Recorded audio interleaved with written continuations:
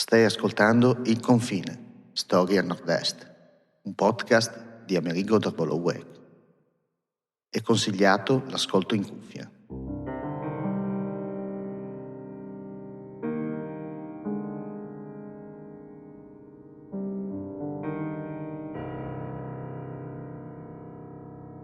La peste del 1598, raccontata da Monsignor Jacopo Strazzolini nel 1856. La peste orientale infesta molto di frequente l'Italia tra il 1580 e il 1630, in ogni angolo del paese. Cividale, dal 1553, è sotto il dominio della Serenissima e finalmente svincolata dalla odiata Udine.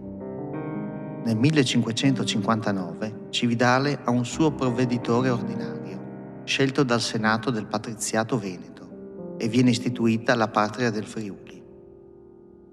Ma sul finire del secolo, da agosto del 1598 a maggio del 1599, Cividale del Friuli viene travolta dalla peste, che Monsignor Jacopo Strazzolini vuole ricordare ben 2 secoli e mezzo dopo, per tenere memoria per i suoi concittadini. È giugno del 1598 e tutto ha inizio tra Plezzo e Caporetto ed altre ville vicine che sono sotto la giurisdizione di Cividale. E qui muoiono in tanti per la mancanza di medici e medicine. I primi di agosto abbiamo avuto notizia della gianduzza, ovvero la peste bubonica, in una casa di Luicco con 23 persone. Ne muoiono 22 e sopravvive solo una donna. Ma il contagio si ferma a quella casa e non dilaga. C'è grande allarme nella città ducale, dato che Luicco è distante solo 15 miglia, circa 22 chilometri. Una mattinata di cammino. I preposti della sanità dispongono guardie sopra le porte della città, guardie sui passi dei monti e in pianura, ma non è bastato. Anche la Serenissima di Venezia invia un suo delegato prima che il morbo entri in Cividale. Tal signor Niccolò Donato, nobile veneto, assieme al dottor Ascanio Olivieri, di nazione calabrese. Entrambi si occupano di visitare Cividale senza mai soggiornarvi. Controllano le case sequestrate fuori dalle mura e l'intero borgo Brossana. Fanno rientro la sera a Udine per dormire nel convento di Santa Maria delle Grazie. Il 15 agosto muore una tale Elena, sorella di Francesco Colautto, il macellaio. Viene sequestrata la casa con i rimanenti, che comunque non si ammalano nei giorni a seguire, e si liberano dalla quarantena contro il volere del provveditore, su cattivo consiglio del medico Spinelli, che ritiene non sia peste. Queste liberate persone tornano a vita normale, a conversare con altri e a frequentare l'osteria pubblica, e da questa osteria esploderà la peste di Cividale. Dalla prima vittima, Elena, si dice abbia comprato una pezza da una donna di Luicco, la quale subito dopo è morta di peste. Altri dicono che la moglie del macellaio sia andata segretamente al Caporetto nel periodo di contagio. Tante voci, illazioni, ipotesi, nessuna certezza. La peste si diffonde.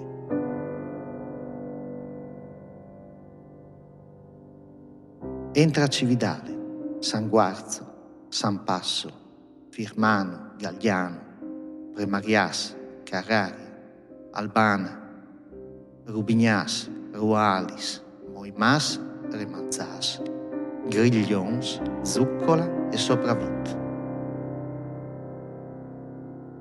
Muore anche il macellaio Colautto e una donna con i suoi 3 figli. Il 30 agosto 1598 l'eccellentissimo Olivieri istituisce la pena di morte per chi esce dalla città e ordina che chi entra non potrà più uscire.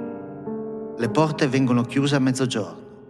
Arrivano 15 soldati a guardia di Porta San Pietro. Le porte si aprono solo per il servizio dei Lazzaretti, per Porta San Pietro e quella di Borgo di Ponte. Le restanti 3 porte non vengono mai aperte. Queste restrizioni della città spaventano gli abitanti dei paesi limitrofi, più di quanto sia l'effettivo male contagioso. Nemmeno gli amici vanno a portare un fascio di legna. Solo per comando del clarissimo generale, i contadini sono obbligati a vendere qualcosa che viene lasciato a distanza e i soldi consegnati immersi in aceto.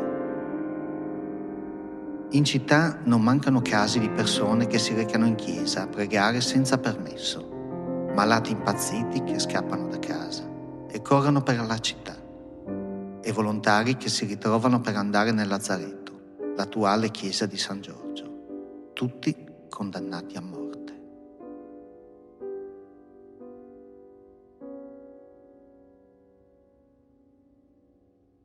I lazzaretti sono 4. Il convento della chiesa di San Giorgio come primo soccorso, e poi era stata adibita una casa privata a Gruppignano, il secondo in San Lazzaro, il terzo fuori dal convento dei minori osservanti di San Giorgio, l'ultimo in Santa Maria dei Battuti, fuori da Borgo di Ponte, sopra la strada che va a Burgessimo. I primi 3 accolgono i sani usciti dalle case appestate, a far la quarantena di altri 40 giorni. Nell'ultimo sono trasportati gli infetti senza distinzione di classe sociale, professione o sesso. Se ne contano fino a 150 appestati. Molti guariscono, curati da 2 pizzicamorti veneti, specialisti inviati dalla Serenissima. Ma in totale l'assistenza dei malati è affidata ad almeno 15 pizzicamorti. Non sappiamo quanto sia stata grave questa epidemia, quale sia il numero totale di morti, ma la peste è da sempre nell'immaginario collettivo, come un male inarrestabile, che ad ogni ondata miete morti in modo indistinto e inesorabile. Cividale è una città fantasma, dal 30 agosto 1598 al 12 gennaio 1599. 4 mesi senza che nessuno possa uscire di casa. Viene ridata la libertà di muoversi in città, ma già a marzo altri casi di peste si manifestano.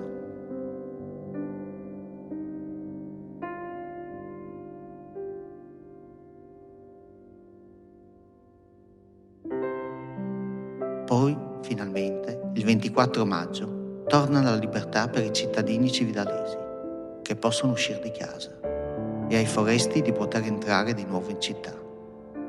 Per voto pubblico, fatto in questi mesi terribili, si decide di posare la prima pietra della nuova chiesa del Santissimo Redentore, appena fuori Porta San Pietro. La chiesa è dedicata ai santi Sebastiano e Rocco, consacrata nel 1602. Nel 1615 la chiesa è affidata ai Cappuccini, che lo officiarono fino al 1769, quando viene qui trasferita la parrocchia della chiesa di San Pietro Apostolo. Allora assume anche il nuovo titolo di San Pietro ai Volti, ma ancora oggi si può leggere su una lastra di marmo all'interno della chiesa l'incisione: Cristo Redemptori Sebastiano et Rocco intercessoribus pro Iuliensis peste liberati ex publico voto a fundamentis erexere.